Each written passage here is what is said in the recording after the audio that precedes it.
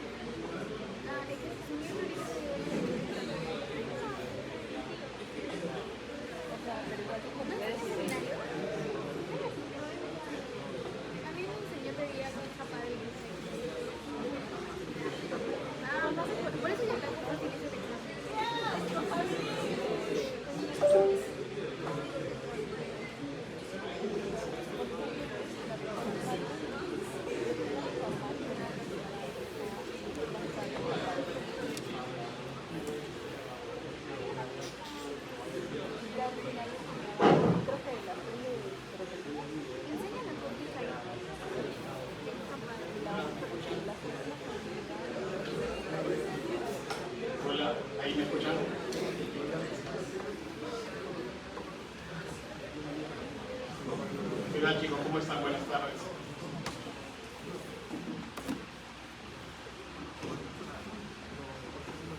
¿Algún tapadura? Hemos repetido. ¿Qué tal? ¿Cómo les ha ido ya con el repaso del capítulo? ¿Ah? ¿Ya han repasado, ya han estudiado, ya están listos para su tarea? ¿Todo está claro? ¿Qué les falta? ¿No han estudiado? Más ¿Qué les falta? ¿Repasar que no han entendido? ¿Qué les parece difícil? ¿Cuál? ¿La de Messi? Las fijas. Ya le dije todas las fijas, porque si no saben, con eso no las hacen.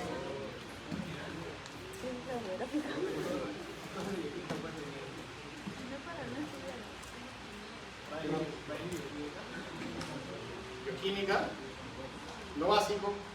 Ah, bueno. Porque tienen que saber bioquímica. Ha leído, ¿no? La parte de carbohidratos, proteínas, como se llama, y porque es medio volver un poco a Harper, ¿no? No va a ser tan profundo, ¿ya? Hay cosas que sí hay que saber pues, para entender la consecuencia del metabolismo, ¿no? El fin supremo del metabolismo es la producción de ATP. Se tiene que hablar de eso necesariamente, pero en los ciclos anteriores sí hemos profundizado más en bioquímica, pero sabemos que ustedes han llevado un buen curso de bioquímica, entonces es como redundar en algo que ya saben, ya manejan bastante bien. Entonces vamos a dedicar el tiempo a otros aspectos.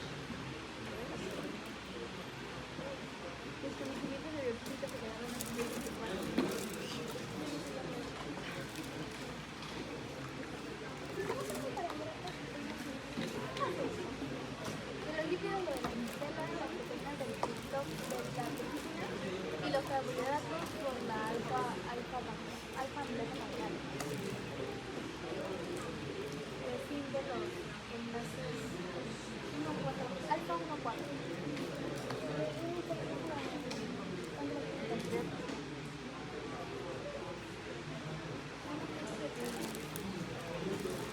Incluyo todo.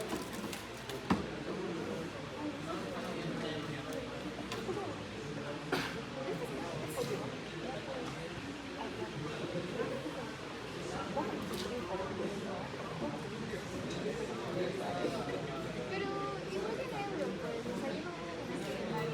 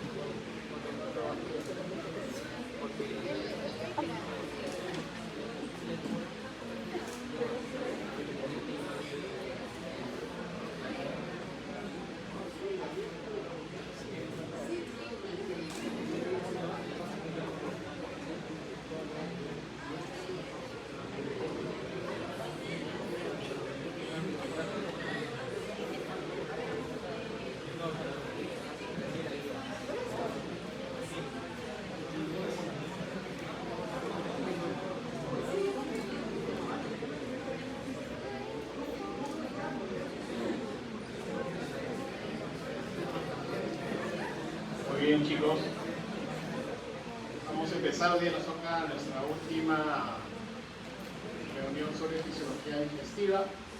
Vamos a hablar un poco de algunos aspectos importantes en la fisiología hepática y también algo sobre microbiota intestinal.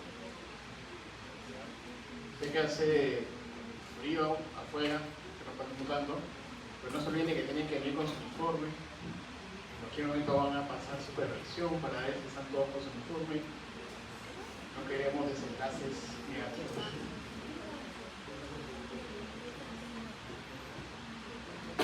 Recordando el curso que tenemos en septiembre. Y empecemos con lo que es la fisiología del hígado.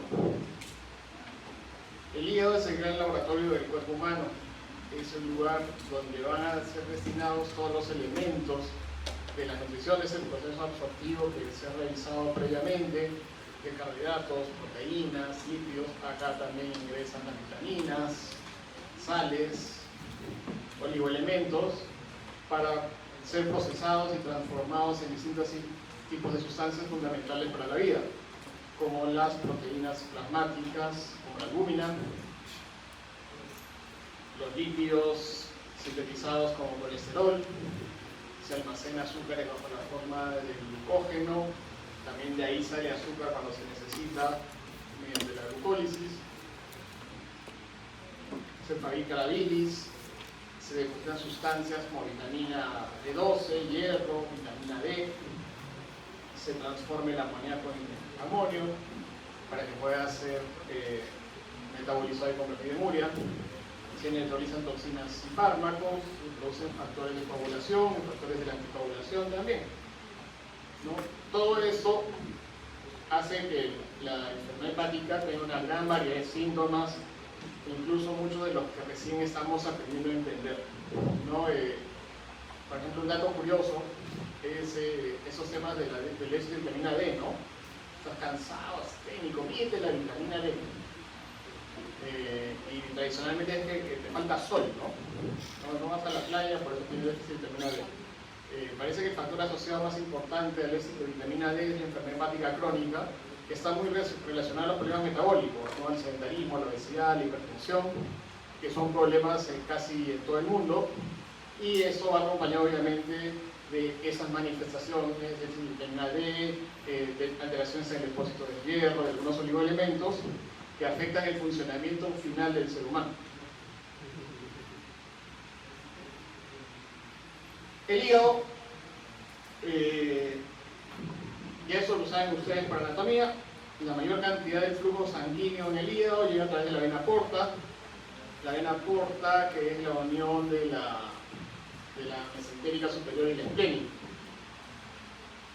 Eso es en cuanto al flujo, y la importancia de que sea sangre portal es que la sangre portal recoge la circulación del intestino, que es donde se absorben los nutrientes.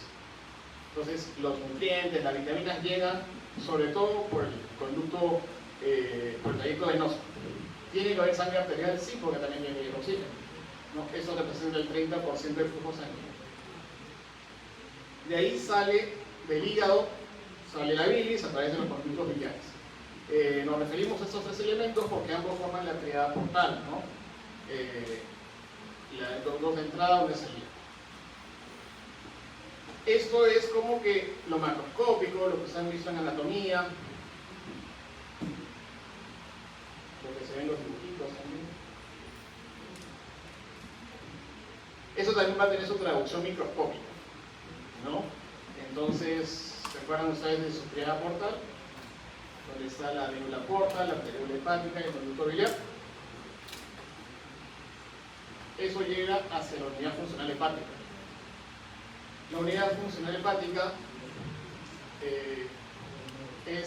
está en la zona localizada entre la triada portal y la vínula central, que es donde se empieza a recolectar la sangre que ya ha sido procesada, transformada, o sea, ya hay sustancias que se tienen que eliminar, que hay la circulación sistémica para depositarse en las células nuevas, en las hormonas, o ser eliminada a través de la orina, ¿no? Y todo ese proceso se lleva a cabo a lo largo de esta avenida, ¿no?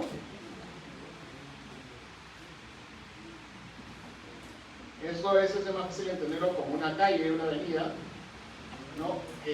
Tiene a sus lados las células hepáticas, los famosos hepatocitos, pero tiene una serie de compartimientos, ¿no? Un compartimento central, que es el espacio sinusoidal, que está formado por unas células que son células epiteliales, ¿no? Que son como una pared de revestimiento. Entre las células epiteliales y las células y los hepatocitos hay otro espacio, que es el espacio de diseño. La importancia de estos espacios es que filtran elementos, ¿no? Entonces hay elementos que no van a llegar al hígado, van a pasar directamente a la circulación sistémica y van a ser eliminados por la orina, ¿no? Pero hay elementos que sí van a pasar a través de estas porosidades que hay entre las células endoteliales al espacio de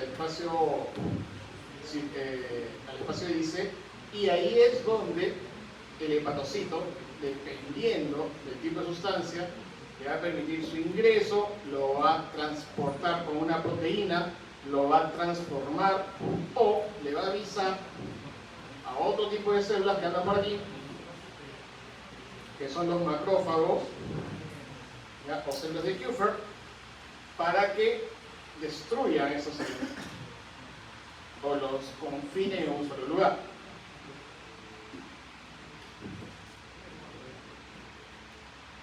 Acá hay unas células que están alrededor de los sinusoides, llamadas las células perisinusoidales, y esas células tienen un rol pluripotencial, ¿no? Esas células, dependiendo de la necesidad del hígado, pueden diferenciarse a fabricar más hepatocitos, fabricar células epiteliales o fabricar macrófagos. De la misma manera, entre los hepatocitos están los conductillos biliares, y ahí es donde se secreta sobre todo la bilirrubina, las heces biliares para formar la bilis. ¿Por qué es importante esta comprensión? Porque normalmente cuando hablamos de enfermedad hepática es difícil entender cómo un medicamento, como el alcohol, como la grasa, pueden dañar el hígado, ¿no? Y cómo ese daño hepático puede manifestarse como una condición que se acaban de ver ustedes cuando tienen fisiopatía, que se llama hipertensión portal, que termina en encefalopatía, citis, varices de esófago, hemorragias y ese tipo de cosas. Todo empieza aquí, ¿no? Esta cantidad de elementos, de espacios, de momentos, hace que esto tenga que tener una arquitectura y un funcionamiento muy preciso. Entonces tiene una alta capacidad de recuperación, de reparación, ¿no? Por ejemplo, van a encontrar ustedes, oye, yo toda mi vida he tomado vino, no, todos los fines de semana, y viví hasta los 100 años y estoy muy bien. Y otro que porque tomó, no sé, tomó de whisky porque se peleó con la enamorada, al día siguiente está hospitalizado en amarillo, muriéndose, ¿no? Esas diferencias están dadas acá por la distinta capacidad que puedan tener esos hepatocitos, ¿no? De informar a estas células perisinusoidales a transformarse en mediadores inflamatorios, en reponer hepatocitos, en proteger al hígado de las sustancias y fabricar una mayor estrechez en las capas de la célula epitelial, o de no hacerlo. Entonces, eso marca las distintas respuestas que tienen distintas personas hacia la enfermedad hepática inflamatoria. Esos hepatocitos están bien pegaditos, y entre los hepatocitos se halla el canalículo de Hito, ¿no? Esa célula perisinusoidal también llamada célula estrellada o célula de Hito. Es la estrella en la disfunción hepática.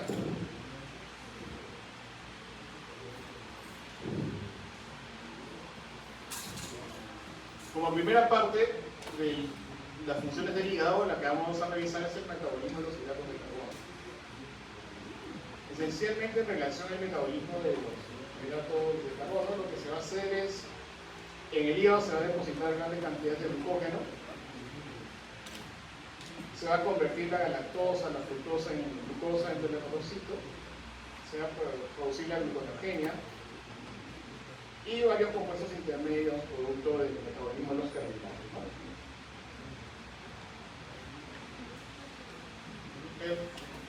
El fin máximo de todo el metabolismo de carbohidratos, proteínas, lípidos es la producción de energía, el ATP, ¿no? En el caso de los carbohidratos es su fin más importante.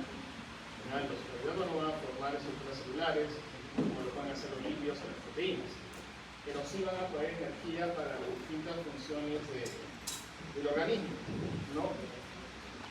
Hay un balance entre la energía que se produce y la energía que cuesta producir energía, ¿no? Eso se llama energía libre.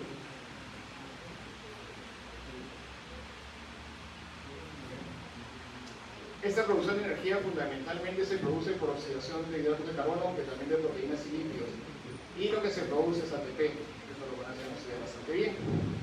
Una vez que se utilice el ATP, ¿no?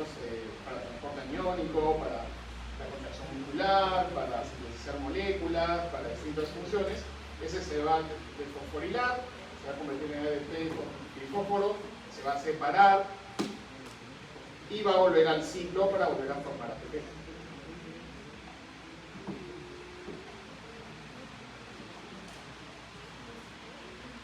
En el caso de los hidratos de carbono, para que esto pueda suceder, todo tiene que ser convertido previamente a glucosa, ¿no? La glucosa que ingresa a la célula usando ATP se va a convertir en glucosa 6-fosfato. Esa es la forma que tiene para no poder salirse de la célula.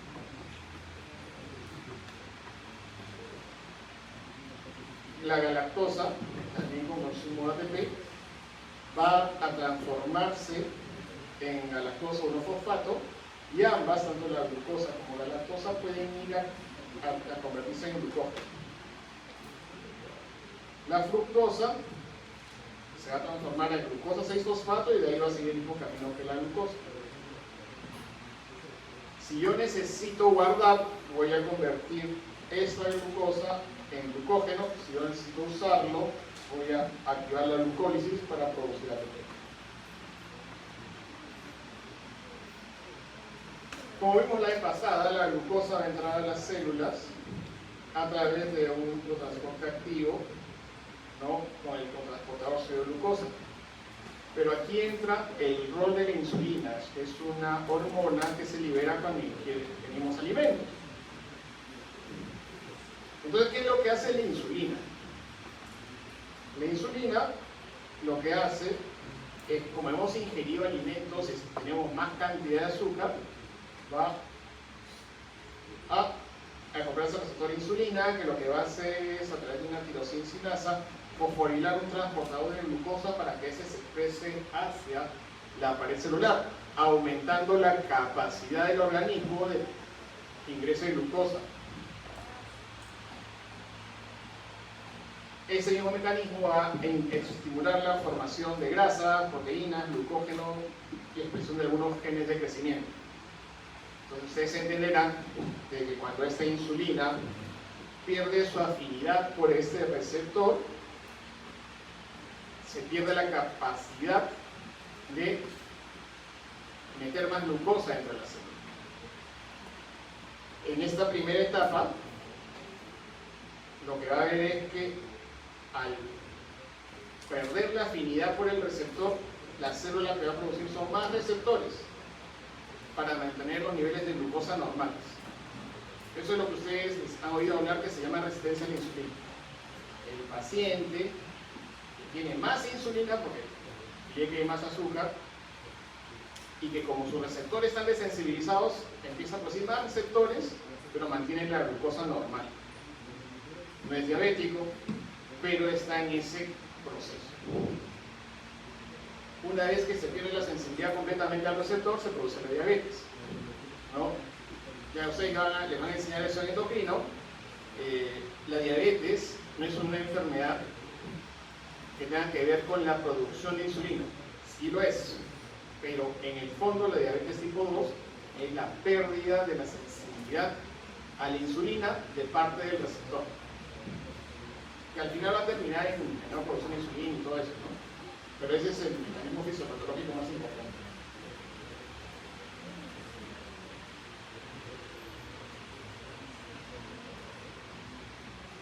La glucosa va a ingresar a las células y va a tomar esta forma de glucosa 6-fosfato con consumo de ATP por acción de una glucosinasa exocinasa. Esta transformación es irreversible. O sea, cada vez que entra glucosa y se convierte en glucosa 6-fosfato en cualquier célula del organismo para darle energía a esa célula, de ahí ya no va a salir. El único lugar donde vuelve a salir, donde existe la glucosa fosfatasa que permite que la glucosa pueda salir de la célula, es el hígado, algunas células del epitelio renal y también en algunas células intestinales, sobre todo en el hígado. Cuando tenemos exceso de glucosa, ese se va a hacer almacenado bajo la forma de glucógeno para ser usado cuando se necesite por un proceso llamado glucólisis.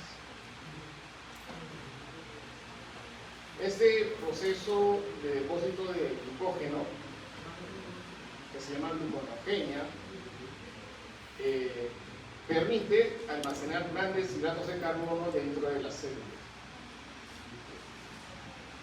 La glucogenólisis, la lisis del glucógeno, va a ser la descomposición del glucógeno almacenado.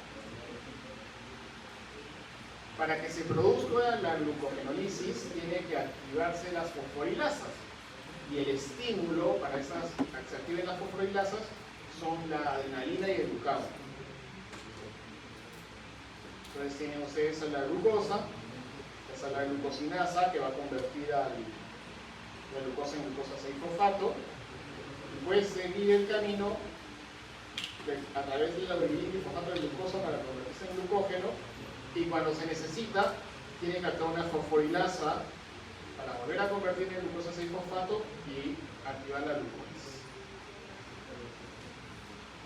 A este camino también pueden entrar el ácido láctico, el glicerol, el ácido pirúvico, algunos aminoácidos que también se pueden transformar en glucosa, o compuestos afines.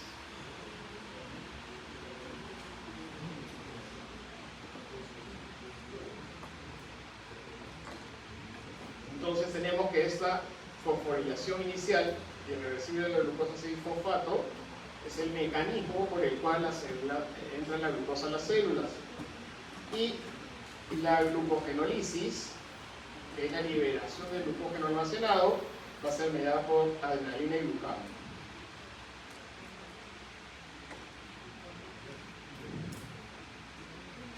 Y en el interior celular se va a producir la formación de ATP, la glucólisis que se desarrolla en el citosol de la célula, va a dividir a la glucosa en dos moléculas de ácido pirúvico a través de distintos pasos que ustedes ya conocen bastante bien por bioquímica, y lo que va a producir son dos moléculas de ATP.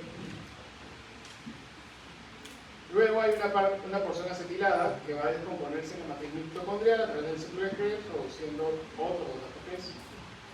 Y finalmente, el mecanismo y la fuente más importante de ATP es la fosforilación oxidativa, ¿no? Que es la oxidación de los átomos de hidrógeno a través de la membrana mitocondrial, ¿no? Hay un intercambio proteico, iónico con el agua, ¿no?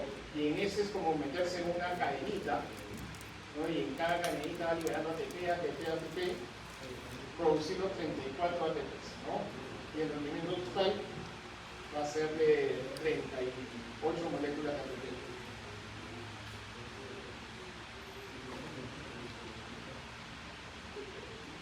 De nuevo, la glucosa a través de 10 reacciones, vamos a tener dos ácidos pirúvicos, dos ATPs, ¿no? El consumo es el que nos da el balance de dos ATPs como finales, y la acetilcoenzima A que va a quitar el ciclo al ciclo de Krebs para tener otros dos ATPs. Antes pensábamos que el ciclo de Krebs era lo máximo de la producción de energía, ¿no? Hoy ya vimos que la fosforilación oxidativa es la principal fuente de energía. Existe una vía alterna, ¿no?, para la síntesis de los hidrógenos, que son los que van a entrar en la fosforilación oxidativa, que es la vía de la glucosa 6-fosfato, a través de no solo la síntesis celular, sino también la síntesis de ácido graso. Ese es el resumen, para no complicarnos mucho con la parte biológica. En el caso del metabolismo de los lípidos, recordemos que existen distintas formas de lípidos en el organismo. Los encontramos generalmente como ácidos grasos triglicéridos. Los triglicéridos es un glicerol asociado a los ácidos grasos. Los fosfolípidos, que tienen una cabeza polar fosfato con colas anulares de ácidos grasos y que forman parte importante de las estructuras de las membranas celulares. El colesterol, que tiene un núcleo esterólico, ¿no?, y eso le permite ser parte de la estructura fundamental de distintas hormonas que tienen que ingresar en los ciclos celulares. Y los ácidos grasos libres, como puede ser el ácido palmítico, el oleico, el ester.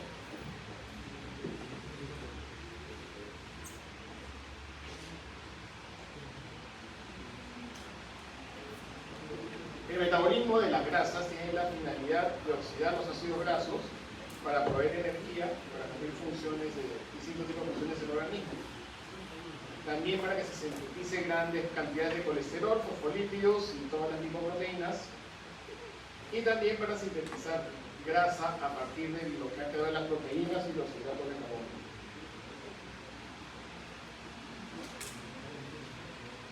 ¿Se acuerdan de la absorción de los ácidos grasos, triglicéridos, nivel del intestino y la formación de kilomicrones que llevan a viajar a través del tejido linfático hasta el hígado? También pueden tener depósitos en los tejidos periféricos y en unas células especializadas llamadas adipocitos. Para que los kilomicrones desaparezcan de la sangre tiene que haber acción de una enzima llamada la proteína lipasa. Esa va a hidrolizar triglicéridos y kilomicrones liberando ácidos grasos y colesterol para que puedan ser transportados por proteínas. Los ácidos grasos se van a difundir con mucha facilidad al interior de los adipocitos y también de las células musculares, ¿no? De hecho, uno de los sustratos para explicar la enfermedad metabólica en el paciente que no es diabético, no es hipertenso, pero que es el gordito, entre comillas sano, es el depósito de grasa entre las células musculares. Eso se usa pues para fabricar nuevos triglicéridos o para reservar energía para las células musculares. Por eso es que el tratamiento de las enfermedades metabólicas va acompañado de ejercicio. El ejercicio lo que hace es eliminar esa grasa que se acumula entre los tejidos musculares, ¿no? Entonces el paciente diabético, hipertenso, el gordito siempre carga mal el ejercicio, y no el ejercicio de caminar, bailar, que es lo que se hace al inicio, sino con resistencia física y ejercicio de fuerza corporal para hipertrofiar el músculo y consumir el depósito de grasa.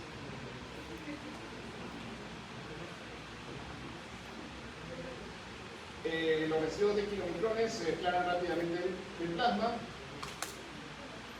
se unen al receptor de las células sinusoidales. Y acá tiene un rol importante la apolipoproteína E. Los ácidos grasos son trasladados en el cuerpo humano a través de las lipoproteínas, ¿no? Esas son famosas, están relacionadas a un montón de condiciones clínicas. Si bien es cierto, los ácidos grasos libres van a ser transportados unidos a la albúmina y que el recambio de ácidos grasos es extremadamente rápido, sucede cada 2 o 3 minutos. También es importante recordar que casi todo el requerimiento energético del ser humano puede ser provisto por ácidos grasos, de tal manera que en el enfoque ya nutricional, en nuestra primera parte, para el periodo de alimentación, tenemos una ingesta rápida, un aporte rápido de ATP que viene en carbohidratos, y para el periodo de ayuno debería ser alimentado por los ácidos grasos.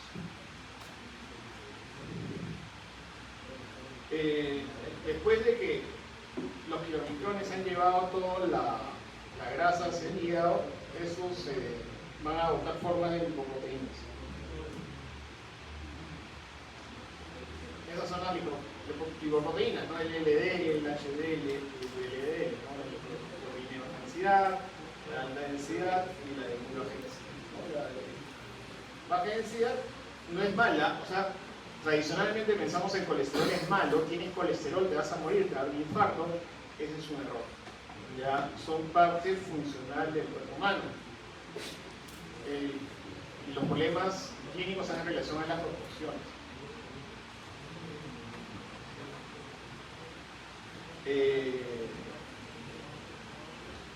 El LDL es el carrito del colesterol. Y el colesterol, como les comenté hace un rato, forma parte de las hormonas, parte de las paredes celulares, y tiene que ser transportado por este colesterol LDL, ¿no? Cuando está alto, anormalmente alto, este colesterol es el que se deposita en las arterias, ¿ya? Pero si está en niveles normales, cumple su función y no hay ningún problema. El HDL, el colesterol de alta densidad, lo que hace es recoger el colesterol que llevó, que fue para formar células, que fue para formar estrógenos, que fue para formar estrógenos, lo que sobró lo recoge y lo regresa al hígado para que pueda ser eliminado o eliminado sobre usado. Por eso dice que se fue. Y a cada uno tiene su función. Y el VLDL de muy baja densidad lo que hace es transportar triglicéridos, ¿no? Los transporta del hígado para que el hígado no se llene de grasa hacia los adipocitos, ¿no? Para que se puedan almacenar. Pero cuando hay demasiado LDL, este ya dice, oye, ¿para qué estoy acá? Mejor me convierto en LDL. O sea, de muy baja densidad se puede convertir en LDL y ahí pues aumenta el LDL, aumenta el depósito de colesterol en las arterias.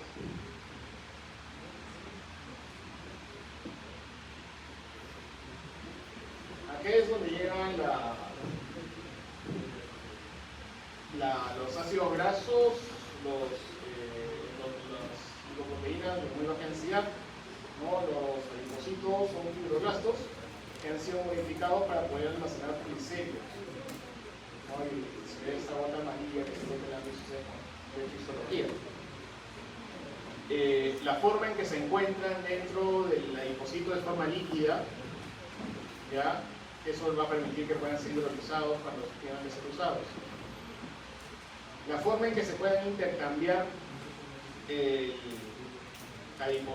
contenido de triglicéridos dentro del adipocito y la sangre es a través de las lipasas tisulares. En el hígado los ácidos grasos se van a descomponer en compuestos más pequeños para que puedan usarse como energía. También se van a sintetizar triglicéridos a partir de hidratos de carbono y proteínas. Y también va a haber otra síntesis de lípidos. El hecho de que el hígado tenga esa capacidad de convertir todo en ácidos grasos hace que sea el lugar donde más grasa se deposita. Entonces, si ustedes ven a una persona con sobrepeso, en un gordito le van a encontrar hígado graso, ¿no? Así el hígado va a ser más grande y si se hagan un pedazo de hígado y lo miran en el microscopio van a encontrar las gotitas de grasa, ¿no? No necesariamente esto es una manifestación de enfermedad, quizás podríamos decir considerar un factor de riesgo, pero es una expresión del aporte excesivo de grasas.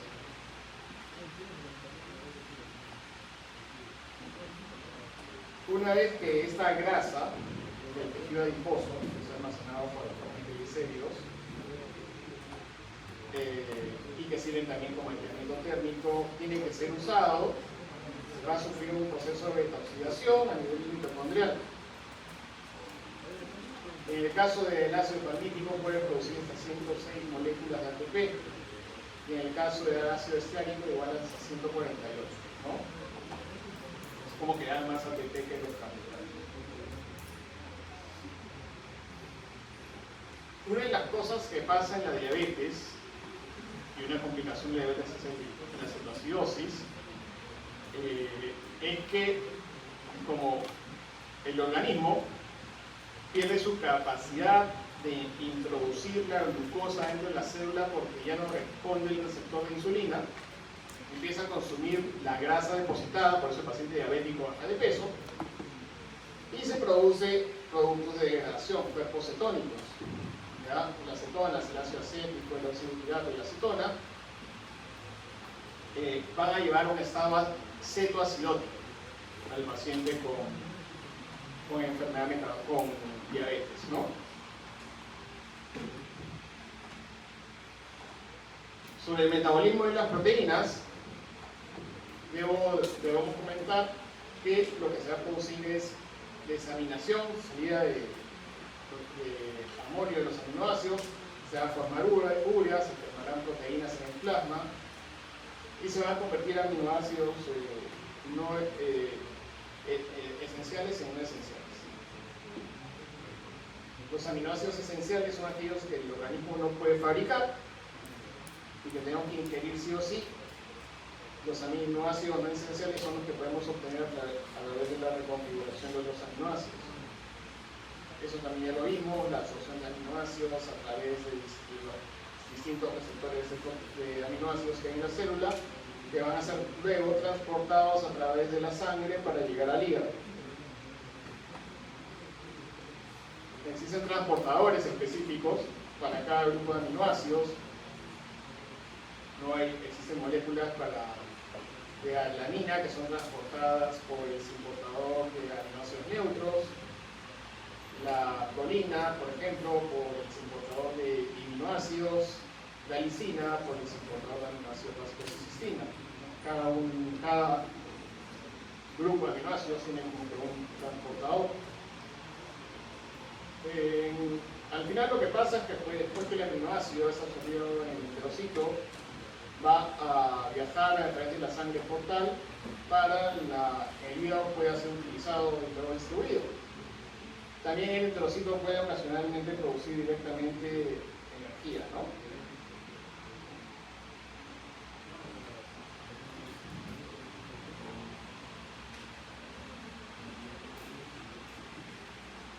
En el hígado lo que vamos a tener es la formación fundamentalmente de proteínas funcionales. La albúmina probablemente es la más importante de todas.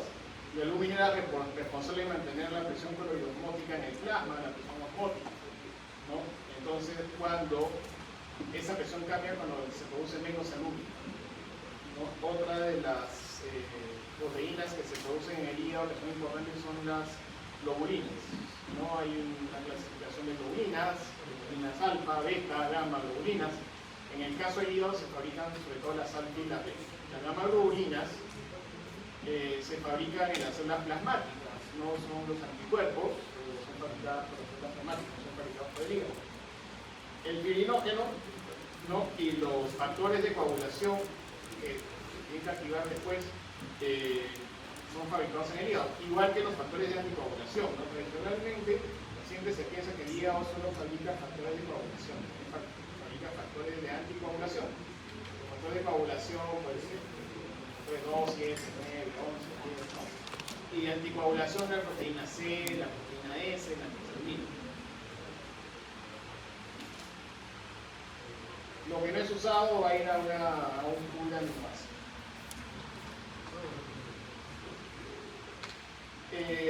Como producto del metabolismo de los aminoácidos vamos a tener la producción de amoníaco. El amoníaco es una sustancia tóxica que tiene que ser eliminada del organismo. Para eso en el hígado es transformado el amoníaco en amonio, y el amonio va a ir al ciclo de la urea, ¿no? Para que pueda ser excretada por el riñón, ¿no? La retención de amoníaco puede producir problemas a nivel neurológico, a nivel renal, ¿no? Es una de las manifestaciones de los pacientes con enfermedad hepática y encefalopatía, ¿no? Se difunde fácilmente a través de las barreras naturales. Y otro rol en relación al metabolismo de las proteínas en el hígado es la formación de hormonas, ¿no? Insulina, la insulina se secreta en el páncreas, ¿no? Esta es la regulación del metabolismo proteico. O sea, las hormonas anabólicas como la insulina van a aumentar la síntesis de proteínas a nivel del hígado. Entonces, al haber más proteínas, va a haber mayor material, mayor cantidad de ladrillos para construir mayores estructuras. Y lo que lo disminuye son los glucocorticoides. La testosterona también es una hormona que favorece el depósito de tejido, mayor masa muscular. Y la tirosina aumenta el metabolismo, aumenta el consumo, disminuye los depósitos de tejido.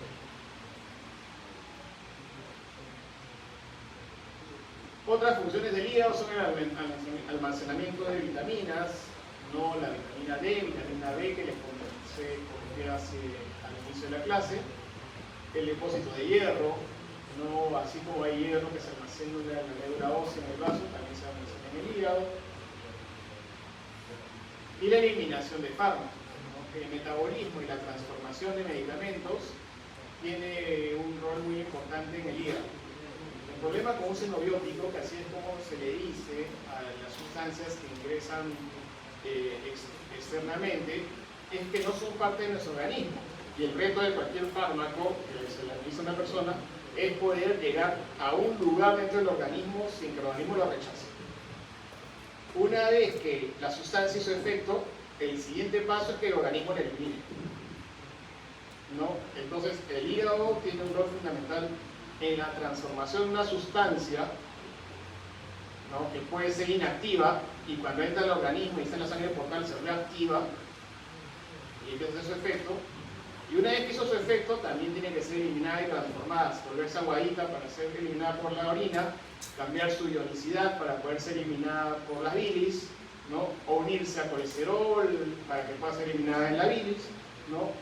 Ese metabolismo de medicamentos, que lo van a aprender cuando hagamos farmacología, también sucede en el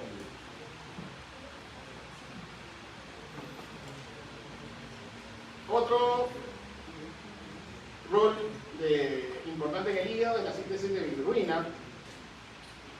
La bilirrubina es un pigmento, ¿no? Que se obtiene de la degradación del grupo N de los eritrocitos.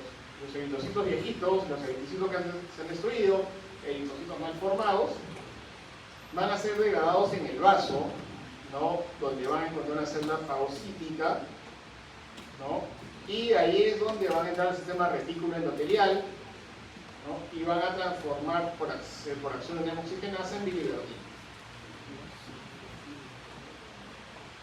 La bilirrubina va a ser trasladada a través de un complejo llamado bilirrubina lúmina hacia el hígado para convertirla en algo que se puede eliminar. Esta bilirrubina no es soluble en agua, no es un producto de degradación, un producto de desecho que el organismo quiere eliminar. El vaso ya se encargó de decir, oye, eso ya no sirve, ya le saqué lo que me sirve, o sea, saqué el hierro, saqué el colesterol, lo reciclé, pero esta parte ya no me sirve. Así que se le envió al hígado. En el hígado, esta bilirrubina se transforma en una bilirrubina que pueda ser eliminada. Es eliminada a través de los conductos biliares. En los conductos biliares, bueno, sucede la circulación enteropática, separación de los vasos biliares, ya lo hemos visto antes, creo. Y se transforma para darle color a la orina, a las heces y se elimina.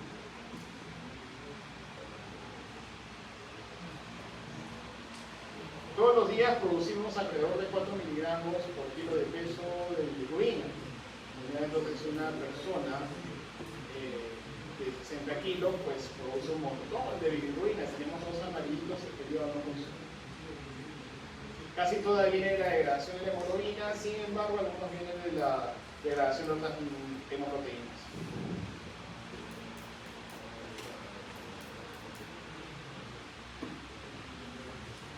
Una característica que tiene esta bilirrubina que ha sido degradada en el vaso, ¿no? La bilirrubina es soluble en líquidos.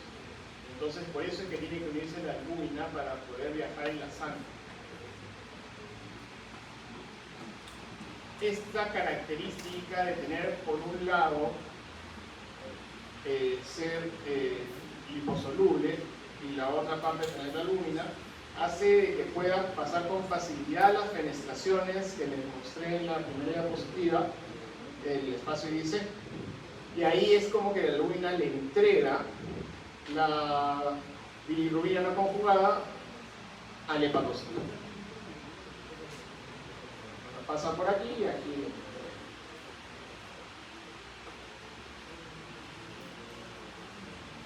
Como es liposoluble, es muy fácil atravesar la pared celular, ¿no? Y hay una serie de proteínas, es bastante extenso las proteínas, pero la más importante es la glucosamina transferasa, que lo que va a hacer es evitar que al ser un lípido se regrese hacia el espacio de IC. Entonces, eso es lo que permite que pueda ser presentada para ser conjugada. ¿Quién la conjuga? La bilirrubina, uridina, difosfato, glucolintransferasa o gluconolintransferasa.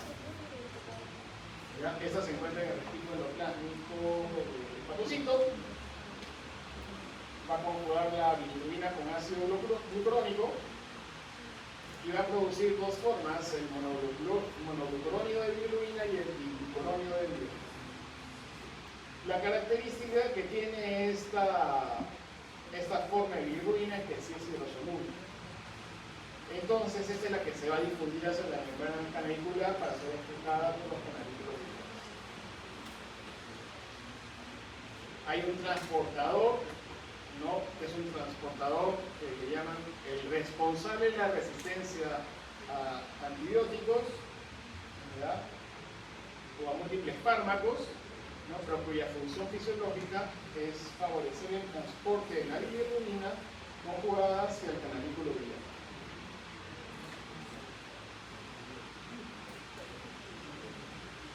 Es así que la bilirrubina va a formar parte de la bilis junto con los ácidos biliares, el colesterol, va a fluir en esa bilis que recién salida del hígado es fundamentalmente aguada y va a ir a la vesícula donde va a ser almacenada y se va a volver una bilis densa. Con el proceso de la digestión, es decir, una colecitoquinina, cuando comen así su grasita, se estimula la secreción de bilirrubina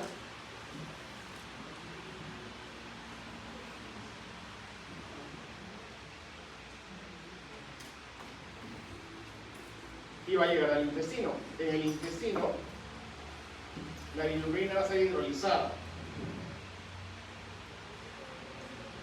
No solo por las enzimas como las glucuronidasas, sino también por los microorganismos y la microbiota intestinal, formando una sustancia llamada orobilinógeno, el orobilinógeno que tiene color. Para ser excretado se suele oxidar y va a tomar un color naranja, ¿no? Que al final puede dar cierta tinción a las sustancias. La bilirrubina no conjugada nunca se va a encontrar en orina, que es la bilirrubina liposoluble, ¿no? Porque está ligada en albúmina y no se filtra por el glomérulo. Si encontramos bilirrubina en orina, significa pues que hay algo anormal, ¿no? Ese urobilinógeno, que no tiene color, puede ser absorbido por el riñón, y ahí por oxidación en el riñón se convierte en urobilina, y eso le da color amarillo a la orina, ¿no?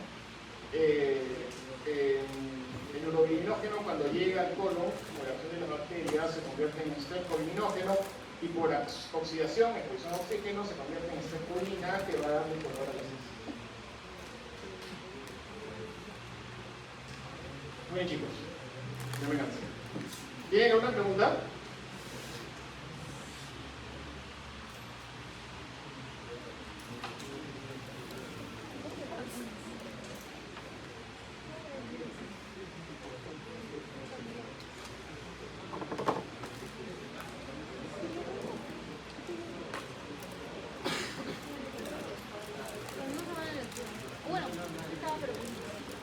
Ya. Esta parte no está en guide. ¿Ya? Eso es la microbiota intestinal. ¿Ok? qué le ponemos cosas que no suenen gaito? Porque está de moda, pues, hay que estar con los últimos desarrollos, la parte fashion de la gastronomía. Siempre hemos pensado que un recién nacido tiene el tracto gastrointestinal estéril. De hecho, todavía es válido ese concepto. Y que a lo largo de su vida va a ir colonizando de microorganismos en el intestino. Eso va a cambiar por la forma en que nació, por la edad gestacional a la que nació, por lo que comió, por los antibióticos a los que estuvo expuesto. Digamos que los pacientes, por ejemplo, nacidos por cesárea, tienen una colonización distinta a aquellos que nacieron por vía vaginal. Los neonatos, muchos de ellos que van a recibir antibióticos cuando son de término, van a tener distinta la colonización a los que han podido recibir antibióticos en el periodo postnatal. Y de hecho hay una relación muy cercana entre la formación del microbioma del recién nacido con el microbioma de la madre. Y de ahí sacan sus microorganismos, todos los han sacado de ahí.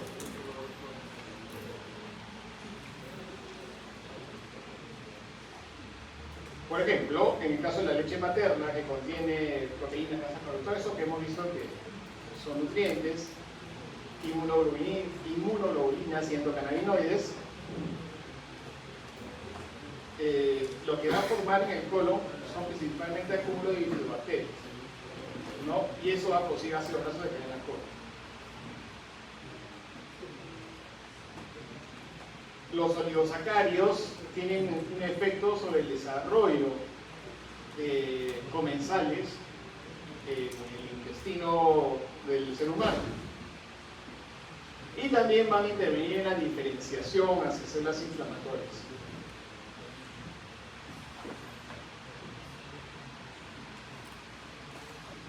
Pero, por ejemplo, se ha visto que en los recién nacidos, o los hijos de mujeres que tienen un microbioma intestinal alterado, no podemos decir malo todavía, o enfermo, sino alterado por uso de antibióticos, o perfil nutricional, ¿no? La prevalencia de enfermedades metabólicas es mayor. No hay mayor cantidad de obesos, mayor cantidad de pacientes con problemas nutricionales.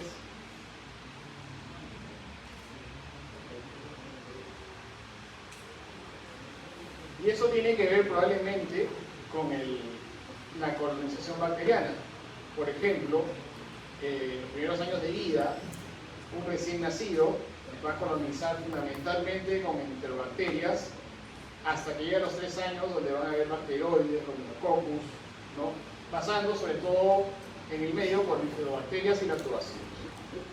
Eso va a verse modificado por factores genéticos, factores de la madre, la edad gestacional, el tipo de parto, el tipo de alimentación, cómo fue su lactancia y el uso de antibióticos. También se considera pues, que podría estar relacionado con el número de hermanos, las estaciones del año que nacieron, la parte del mundo donde nació, la presencia de mascotas, su forma de dormir, ¿no? Eso incluye el desarrollo y la colonización por microorganismos, como por ejemplo pueden ser los hongos, microorganismos, hongos como el Saccharomyces, virus y protozoarios.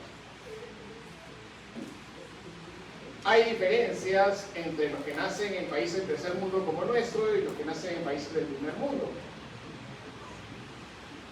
No, en los países desarrollados la colonización parece ser a predominio de bifidobacterias, y en los países en vía de desarrollo generalmente la colonización parece estar dada por bacterias.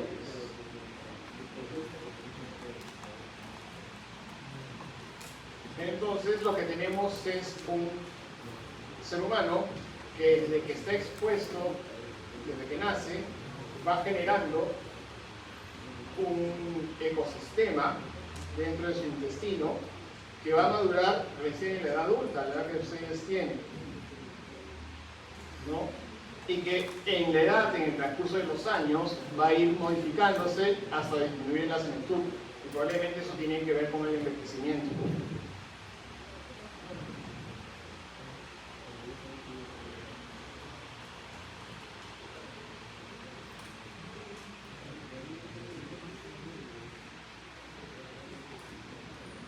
Cuando hablamos de microbioma, no solo hablamos de microorganismos que están en el intestino.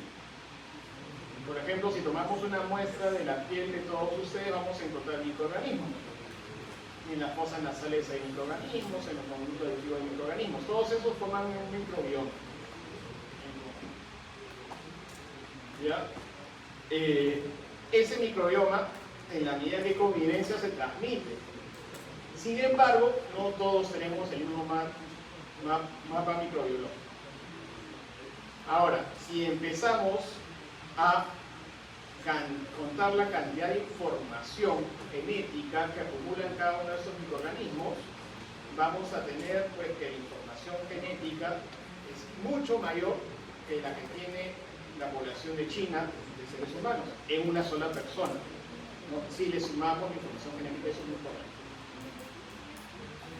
¿no? Entonces hay un rol muy significativo en la simbiosis que uno desarrolla con su microbioma. En el caso del día de hoy, lo que estoy hablando es sobre todo el microbioma intestinal, pero eso no significa que no haya un rol en el lado respiratorio, en el aparato auditivo, en Al final lo que tenemos es una simbiosis mutualista. Por ejemplo, en este cuadro ven pues cómo hay distintos tipos de microorganismos dependiendo de la zona del organismo donde estén.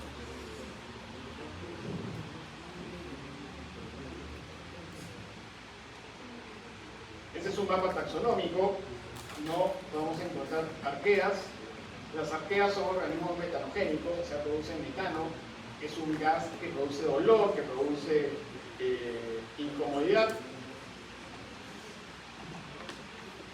Pero tenemos en poca cantidad, ¿no? Entonces la predominancia de bacteroides, de firmicutes, hace que nuestra microbiota pueda favorecer la digestión. Entre los hongos tenemos a las cándidas, tenemos bacteriófagos y tenemos también varias poblaciones de células eucariotas y de virus.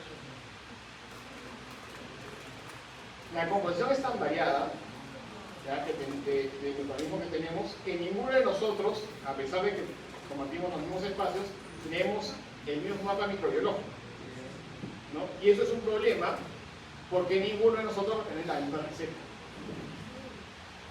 Si yo tengo un problema con microbioma, lo que me funciona a mí no le va a funcionar al otro.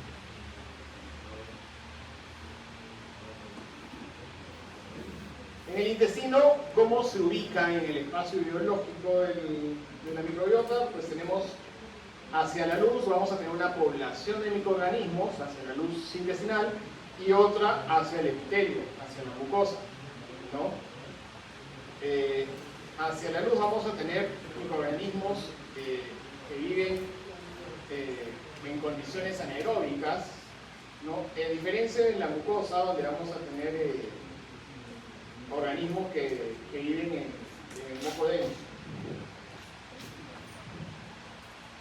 Dentro de las funciones de la microbiota, vamos a tener que tienen que ver con el metabolismo, la homeostasis y la protección e infecciones. Dentro del metabolismo vamos a tener funciones anabólicas y catabólicas. Las anabólicas tienen que ver con el suministro de nutrientes y las catabólicas convirtiendo elementos de la dieta en elementos digeribles. En la homeostasis, la simbiosis produce un fenómeno evolutivo compartido entre el hospedador y los microorganismos. Y la protección a las infecciones está relacionada al antagonismo microbiano y a la diferenciación del sistema inmune. Entre los suministros de nutrientes esenciales tenemos a las vitaminas como la fuente más importante. También tenemos a 9 de los aminoácidos más importantes que van a ser transformados en el intestino por acción de los microorganismos, y los ácidos grasos linoleico y linolénico.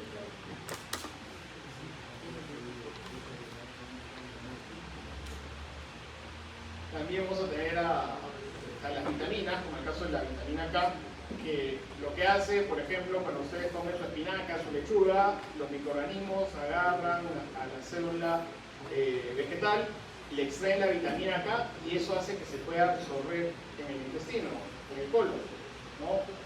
Para que no haya déficit de vitamina K. El aprovechamiento de nutrientes no digeribles, ¿no? ¿Cómo es esto? Es la famosa fuente de fibra, ¿no? La celulosa, la pectina, la lignina, ¿no? Son parte del proceso de la digestión.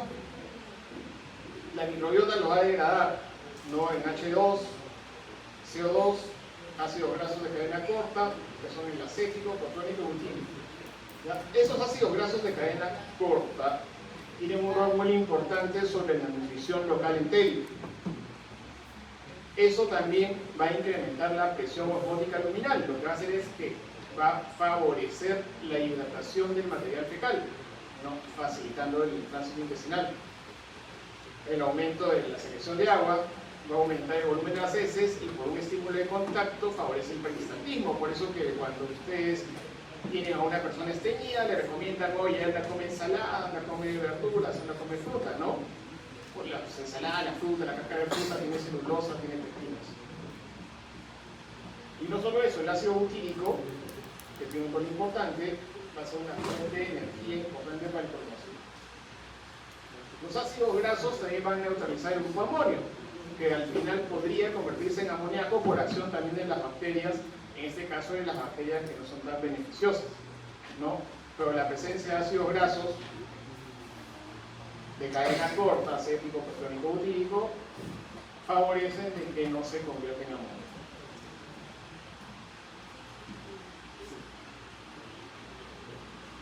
Desde el ecosistema intestinal es muy importante el rol del ácido butírico. El ácido butírico, cuando logra entrar al enterocito o al colonocito, va a entrar al ciclo de Krebs y va a producir ATP. Y va a darle energía al colonocito en condiciones anaeróbicas. Si no hay esto, el colonocito no se desnutre, sino va a jalar sangre a través de la glicólisis de la glucosa que viaja en la sangre. De ahí saca el azúcar, baja el azúcar de la glucosa que está en la sangre para hacer glicólisis y tener energía. Pero ¿qué va a pasar acá? Va a haber producción de oxígeno. ¿Ya? El oxígeno va a favorecer la producción de aire dentro del intestino y va a tener el paciente gases. Por eso cuando yo le doy fibra al paciente, voy a disminuir la producción de aire. Una dieta pobre en vegetales va a tener menos ácido butírico y va a aumentar el consumo de glucosa en sangre.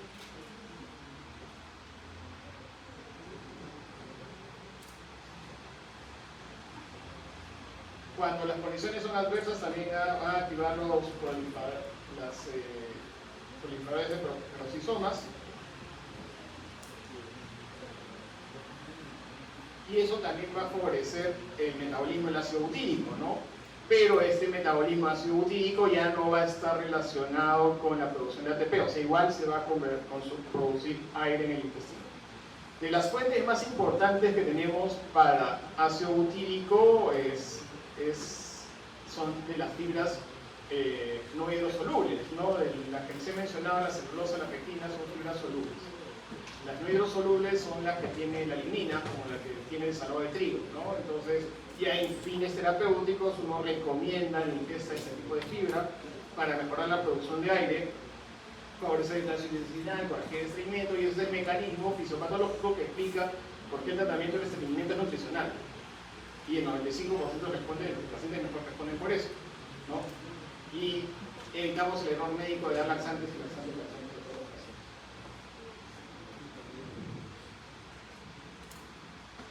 También la microbiota y la producción de ácidos grasos de cadena corta va a estimular a las células enteropermafines a producir mayor cantidad de serotonina. La serotonina es uno de los neurotransmisores encargados de regular la secreción y la motilidad en el intestino. Existen dos receptores importantes en el intestino, el 5-HT3 y el 5-HT4. El 5-HT3 tiene que ver con inhibición de la motilidad y el 5-HT4 con estímulo de la actividad intestinal, ¿no? Ambos son regulados por el sistema nervioso entérico, ¿no? Que es estimulado por el contenido intestinal, pero también son regulados por el nivel central, por la producción de acetilcolinidopamina. El caso es que los ácidos grasos van a estimular la producción de serotonina, haciendo que la actividad dependiente de serotonina sea más eficiente. También las uniones estrechas de los colonocitos, que son muy responsables del flujo de agua y de iones en el colon, van a ser más firmes y van a optimizar la desconjugación de las sales biliares para la circulación de los linfáticos. A nivel de microorganismos, lo que va a hacer, pues, como mecanismo de defensa, la microbiota intestinal va a interferir con la colonización a través de la formación de biopelículas que van a impedir que los patógenos residan en ese lugar. Por eso es que se producen las diarreas por el uso de antibióticos, ¿no? Yo elimino los microorganismos que evitan que los patógenos se depositen en el intestino. Y entonces los malos vienen y se depositan y se produce la diarrea por el uso de antibióticos. Ese es el mecanismo más común. También van a producir compuestos antimicrobianos,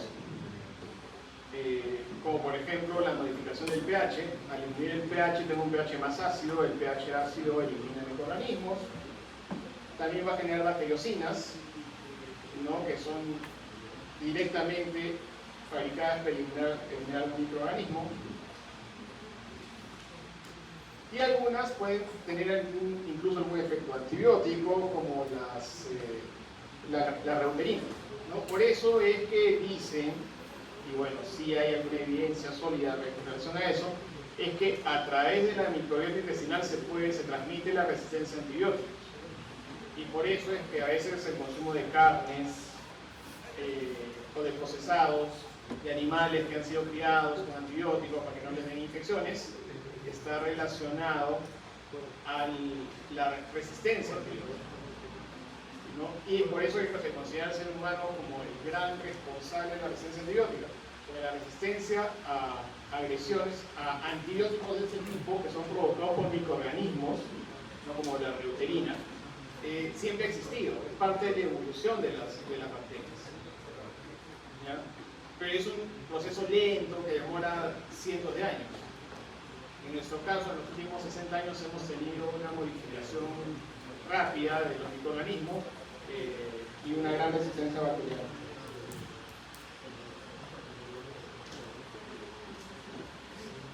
También la microbiota tiene que ver con la diferenciación del sistema inmunitario, ¿no? Distintos elementos de la defensa del intestino van a madurar dependiendo de las características de la microbiota. Podemos tener diferenciación de las células canexiformes, perfeccionamiento de las uniones estrechas de los enterocitos, las criptas se hacen más profundas y eso aumenta la superficie de la absorción intestinal. Las células de panel van a producir más defensinas, van a madurar los órganos linfoides, las placas linfoides que se encuentran en la pared del intestino van a tener mayor eficacia, va a haber mejor diferenciación hacia células como los glandulas Piller y los reyes. Colaboran con el reconocimiento de agentes nocivos, también tiene que ver con la señalización, ¿no? La diferenciación celular y la preparación del epitelio para situaciones adversas. Ese es parte del proceso de maduración inmunológica en el ser humano.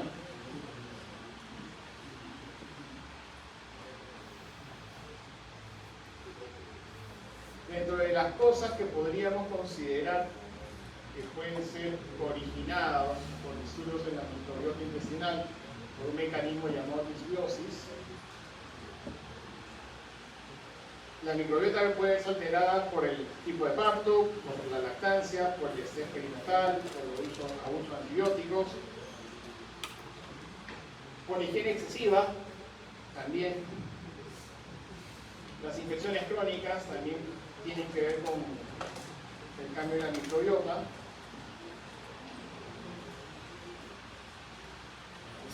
Y la generación de sustancias tóxicas, ¿no? Y eso tiene que ver con el tipo de alimentación, ¿no? Si yo tengo una alimentación desproporcionalmente alta en proteínas o lípidos, definitivamente las características de mi microbiota intestinal va a cambiar, no solo para aprovechar ese tipo de nutrientes, sino para defenderme de las condiciones del ecosistema que generan la mayor ingesta de proteínas y lípidos. Por ejemplo, tenemos el caso de las proteínas que atacan la E-cadeína, ¿no? Que es una proteína de unión celular, ¿no? Y al perderse la unión celular se pierde la capacidad reabsortiva del intestino, y eso puede estar relacionado a la diarrea crónica. La E-cadeína también está involucrada en la reparación de las células neoplásicas.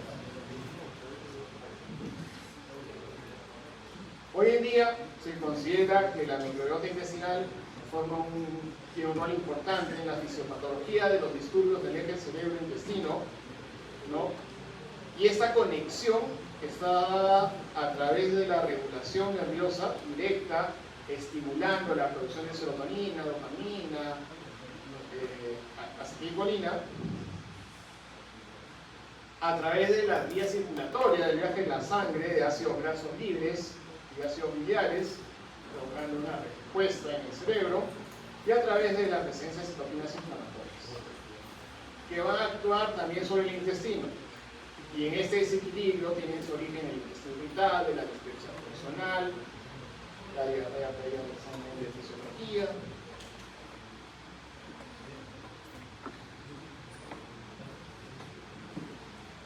Y eso nos ha llevado al concepto del ser humano y su relación con el microbioma, donde hay cosas que vamos a poder modificar y cosas que no. Las cosas que no vamos a poder modificar tienen que ver con genética, el sexo, la forma en que naciste, los antibióticos que ya tomaste.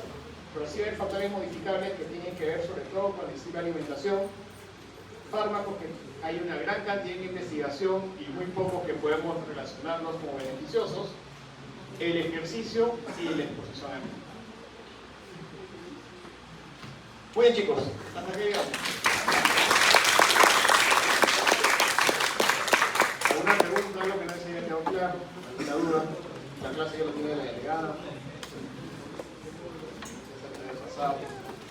Por favor, estudiar para su examen, para que todos saquen 42.